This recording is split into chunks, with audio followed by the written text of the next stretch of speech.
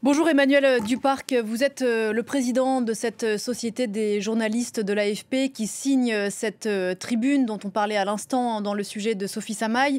On va vous entendre dans un instant. Bonjour Rami Aboujamous, vous êtes bien sûr notre correspondant à Gaza, bien connu des téléspectateurs de France 24. Je signale le titre de votre livre, Rami, Gaza, la vie, chez Stock, dans lequel vous racontez précisément votre quotidien de reporter dans l'enclave. Emmanuel Duparc, vous alertez avec la Société des journalistes de l'AFP sur le sort d'une dizaine de personnes qui travaillent pour l'agence à Gaza, toutes menacées, dites-vous, par la famine, par les tirs israéliens ou par les maladies. Pourquoi avoir écrit ce texte maintenant ? Bonjour et merci de nous donner la parole sur ce sujet vraiment très, très grave. Ce qui a motivé notre décision, c'est les messages de plus en plus alarmants qu'on a eu de la part de nos collaborateurs, les pigistes qui restent, qui comme votre correspondant sont les derniers à être encore là et à témoigner de ce qui se passe. Ce sont encore les derniers à écrire l'histoire, c'est-à-dire envoyer des textes, des photos, des vidéos pour dire la réalité de ce qui se passe. Nous, on fait du journalisme, on ne fait pas de politique, on est là pour décrire la réalité. Ça fait 80 ans que l'AFP, grâce à ses journalistes de tous horizons, couvre les conflits. On avait l'habitude jusqu'à maintenant d'avoir des dangers, des menaces liées au combat, au bombardement, à la guerre normale. Ça fait encore une fois très longtemps qu'on couvre tous les conflits et tout le temps. Mais s'y ajouter ces derniers mois, ces dernières semaines et de manière encore plus aiguë ces derniers jours, des messages très alarmants nos collaborateurs qui s'étaient levés chaque matin déterminés à témoigner de la vérité et en dépit des dangers parfois et parfois des appels à la prudence. Ils nous disaient je veux témoigner, de toute façon ça me fait aussi oublier tous les drames qu'il y a autour de nous. Ils ont perdu un nombre incomparable de proches. Ils voulaient témoigner. Or ces derniers jours on en a eu plusieurs qui nous ont dit mais là j'ai plus la force, il n'y a plus rien à manger, il n'y a plus d'eau potable, on est malade ou même pour ceux qui ont un peu d'argent, tout est trop rare, trop cher sur les marchés et à tel point qu'aujourd'hui, c'est pas le danger des bombardements, c'est pas le danger des combats, c'est pas le danger des tirs, c'est le danger que si rien n'est fait, nos collaborateurs qui se débrouillent encore mais sont de plus en plus faibles, si rien n'est fait, ils vont finir par mourir de faim et ça nous est insupportable en tant que collègues, en tant que journalistes, en tant que professionnels qui sommes donc dédiés à la couverture de ce qui se passe en toute indépendance, ça nous est insupportable. Rami, certains des collaborateurs de l'AFP qui travaillent avec vous dans la bande de Gaza, vous les connaissez. La description de la vie quotidienne et du travail qui vient d'être faite, vous les connaissez mieux que nous. C'est votre quotidien, Rami ? Oui, malheureusement, c'est que la situation, c'est de pire en pire. Mais là, comme vous venez de le dire, les derniers jours, c'était vraiment les pires.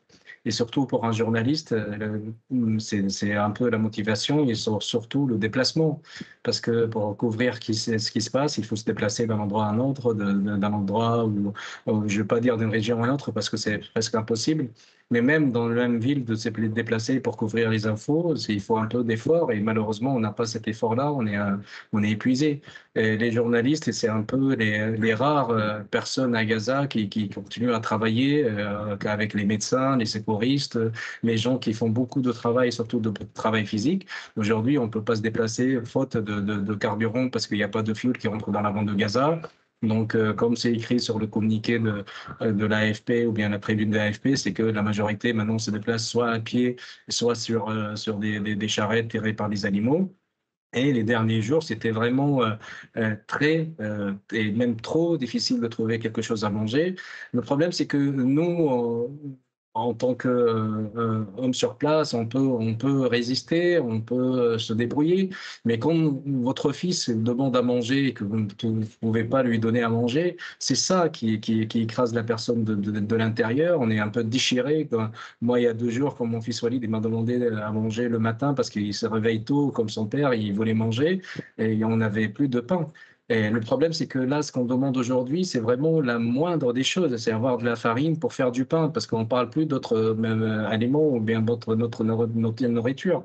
On ne parle plus de poulet, on a oublié le goût, on a oublié ces mots-là. Aujourd'hui, c'est vraiment l'essentiel. Et malheureusement, pour quelqu'un qui fait beaucoup d'efforts, comme les journalistes pour se Mm. déplacer, ou bien les secouristes, les ambulanciers, les médecins, tout le monde est affamé. C'est un journaliste affamé qui filme un médecin affamé en train de soigner un blessé affamé et qui est en train d'enterrer une victime affamée. Et c'est ça le problème. Et surtout, c'est que on devient un peu la loi de la jungle à Gaza, c'est-à-dire le plus fort, sont servis pour aller jouer dans ce Hunger Game de distribution humanitaire de la part d'Israéliens. Et il n'y en a pas beaucoup qui peuvent jouer ce jeu-là. Et même si on est arrivé à un point où la vie et la mort se sont un peu égaux, mais même pour aller forcer de jouer ce jeu-là, c'est le plus fort qui font ça, c'est le plus jeune. Et c'est pour ça que trouver la nourriture, ça devient de plus en plus rare et de plus en plus difficile. Rami, est-ce que c'est arrivé à un point où certains matins, vous vous dites à quoi bon? Oui, avant-hier. Avant-hier, justement, quand mon fils il s'est réveillé, il voulait manger, on n'avait rien. Moi, personnellement, j'ai de la chance que j'ai un peu d'argent, peux me permettre d'acheter avec des prix énormes, 20, 30 et parfois 100 fois le prix. Mais même ceux qui ont cette chance-là comme moi, il n'y arrive plus rien à acheter. Mm. Je suis arrivé à un point où je ne pouvais pas acheter de la farine pour donner du pain à mon fils. Mm. Et c'est ce jour-là, on était sauvé juste par un peu de lentilles parce qu'on avait quelques grammes ou 250 ou même un kilo de lentilles. Et ben, ma femme Sabah, elle s'est débrouillée pour faire un peu des lentilles pour Walid et pour nous. Mais en général, c'est toujours la priorité pour les enfants parce que nous, on peut tenir un peu le coup. Mais il y a 2 jours, c'était la pire des choses que j'ai vécues depuis le premier jour de la guerre. Et le problème, c'est qu'on est dans le mode survie parce qu'avant, quand il y avait les bombardements ou bien les massacres qui sont toujours là et le génocide et tout ça, on est tous ensemble. On va mourir tous ensemble, on va être bombardés tous ensemble. Mais là, c'est chacun pour soi. On arrive à donner à manger à notre enfant ou à notre famille. Chacun, il le fait pour sa famille. Mm. Et c'est ça, c'est le plus grave, c'est que le tissu social de Gaza est en train de déchirer. On se rapproche de plus en plus vers la loi de la jungle. Et c'est justement ce qui cherche l'occupation. Et malheureusement, les plus vulnérables, ils sont les enfants, les femmes et les personnes âgées et surtout les personnes malades. Toutes les personnes qui sont mortes là récemment, on parle là d'après le ministère des sources locales de santé, et dans les 48 heures, on parle de 23 personnes qui ont été tuées par cette arme de la famille. Mm. Et encore, là, le problème n'est pas réglé. Et moi, je remercie l'AFP qu'ils ont alerté ce qu'on est en train de vivre parce que malheureusement, ça fait plus que de 2 semaines qu'on est en train d'alerter que c'est plus la malnutrition, on est dans la famine et que toute la personne à Gaza est dans la famine. Mais grâce à l'AFP, que je le remercie du fond du cœur, que le monde a bougé un peu. Maintenant, tout le monde en parle de ce qu'on est en train de vivre, alors qu'avant, ce n'était pas le cas. Vous restez avec nous, Emmanuel Duparc. J'imagine bien sûr que ce que vient de dire Rami résonne avec ce que vous disent vos collaborateurs à Gaza aussi. Vous dites aujourd'hui qu'il y a urgence à les faire sortir, ces collaborateurs de l'AFP de Gaza, mais si eux partent, qui racontera ? Ça, c'est l'éternelle question. De toute façon, il faut déjà saluer le courage incroyable de tous ces journalistes et de tous leurs proches, parce que évidemment, on parle des journalistes, nous, parce que ce sont nos collègues, mais généralement, nous, les journalistes, on n'est pas là pour occuper le devant de la scène. Il se trouve que là, ça permet d'écrire aussi une partie de ce qui se passe de façon dramatique. Il faut vraiment saluer leur courage. Depuis 2 ans, on a l'habitude d'entendre nos collègues qui nous disent moi je peux me réveiller, je m'endors le soir avec ma famille sans savoir si je vais me réveiller vivant le lendemain. Donc il faut imaginer ce que c'est. Nous on avait avant le 7 octobre, on avait un bureau avec une quinzaine de personnes, journalistes et autres à Gaza.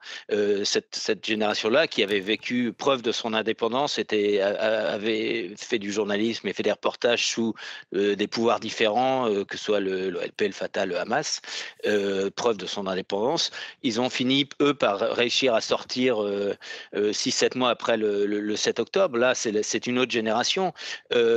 Certes, il faut qu'il y ait des gens qui continuent à témoigner, mais il faut aussi à un moment que, voilà, que les journalistes, s'ils sont en danger, choisissent aussi leur propre sécurité avant le témoignage, et on trouvera d'autres moyens. Mais nous, à l'AFP, à la SDJ de l'AFP et la direction de l'AFP, vraiment la sécurité des journalistes est une priorité, la priorité des priorités. Il faut rappeler, Emmanuel Duparc, qu'il ne s'agit pas ici d'un réflexe corporatiste que de celui de protéger des journalistes plus que d'autres personnes, mais documenter la guerre, documenter ce qui se passe à Gaza comme partout ailleurs sur des terrains de conflit dans le monde, c'est un sujet d'intérêt public pour maintenant et pour les années à venir.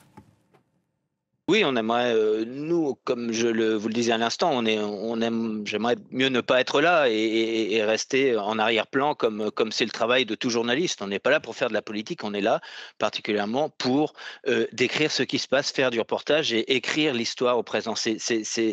C'est vraiment essentiel aujourd'hui de garder des médias indépendants. On sait tout ce qui peut se passer aujourd'hui, tout ce qu'il peut y avoir de désinformation, de difficultés d'informer des gens de s'y retrouver. Il faut qu'ils puissent compter sur des gens et des journalistes indépendants, tout comme Rami, tout comme nos correspondants là-bas.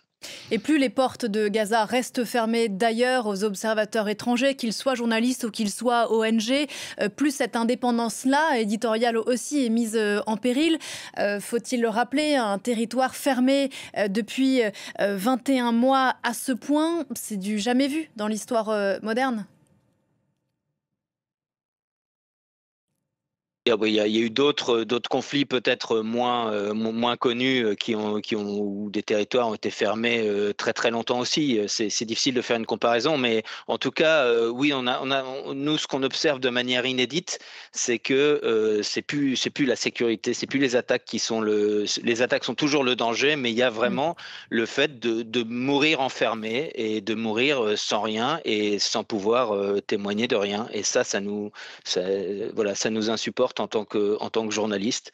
Le journalisme n'est pas un crime et il faut qu'on puisse témoigner et il faut que voilà, ce genre de conflit, au bout d'un moment, s'arrête et que les gens puissent circuler, que la démocratie puisse s'exprimer aussi. Rami Abou-Jamous, vous êtes toujours avec nous depuis Gaza. Je rappelle que vous êtes notre correspondant, le correspondant de la rédaction de France 24 sur place. Au moins 82 journalistes ont perdu la vie selon l'ONU l'an dernier. 2 tiers d'entre eux étaient palestiniens et couvraient la guerre à Gaza, des confrères, des consoeurs. Vous en avez perdu beaucoup. Il y a eu aussi beaucoup de blessés. Le journalisme n'est pas un crime, faut-il le rappeler, mais à Gaza, il peut coûter très cher. Oui, parce que malheureusement, ce qu'on est en train de vivre, c'est cacher la vérité. L'occupation, ils veulent faire leurs crimes sans témoins, et nous, on est les seuls témoins, et c'est pour ça qu'on est visé par l'armée depuis le premier jour de la guerre. Et, déjà, ils empêchent les journalistes étrangers d'entrer, et en même temps, on est toujours entre notre parole contre la leur. Non seulement on est sous un arsenal militaire qui est en train de nous écraser et nous massacrer, mais aussi un arsenal médiatique. Et justement, parce qu'il n'y a pas de journalistes étrangers qui entrent, les seuls journalistes qui transmettent la réalité ou ce qu'on est en train de vivre, et malheureusement, on est toujours sous la cible. On a perdu beaucoup de confrères, on a perdu beaucoup d'amis. Et là, jusqu'à présent, je sais très bien qu'on est toujours une cible. Moi, le matin, quand je pars au travail, et quand je dis au revoir à mes enfants et à ma femme, je ne sais pas si on va se revoir ou pas. Et je sais très bien qu'à n'importe quel moment, on peut être une cible, on peut perdre notre vie, mais ça fait partie de notre travail, ça fait partie de notre devoir. Et c'est pour ça qu'on est parmi les gens les plus visés dans le monde, parce qu'il faut cacher, ou ils veulent cacher la réalité et la vérité. Et on est les seuls témoins de ce qui est en train de se passer à Gaza en tant que journaliste, parce qu'il n'y a pas de journalistes étrangers, et on assume ce risque-là, et on continue notre travail, ça fait partie du risque, et ça fait partie de notre travail, et on assume et on continue jusqu'au bout. Il faut que le monde sache ce qu'on est en train de vivre, ce qu'on est en train de subir en tant que génocide et de nettoyage ethnique. Il faut que cette réalité soit transmise au monde entier pour qu'ils voient l'injustice qu'on est en train de subir, toute la population palestinienne à Gaza et même en Cisjordanie. Merci beaucoup Rami Aboujamous pour votre témoignage personnel aujourd'hui sur cette antenne et pour votre travail depuis bien longtemps maintenant sur notre antenne. Prenez soin de vous. Rami, je rappelle le titre de votre livre Gaza la vie qui est sorti chez Stock, histoire d'un père et de son fils qu'on embrasse d'ailleurs, votre fils Rami. Dites-lui qu'on pense bien souvent à lui. Merci beaucoup Emmanuel Duparc, président de la Société des journalistes de l'AFP. Et cette tribune donc à retrouver notamment sur les réseaux sociaux de l'AFP qui alerte sur le sort des collaborateurs de l'AFP à Gaza. Merci à tous les deux.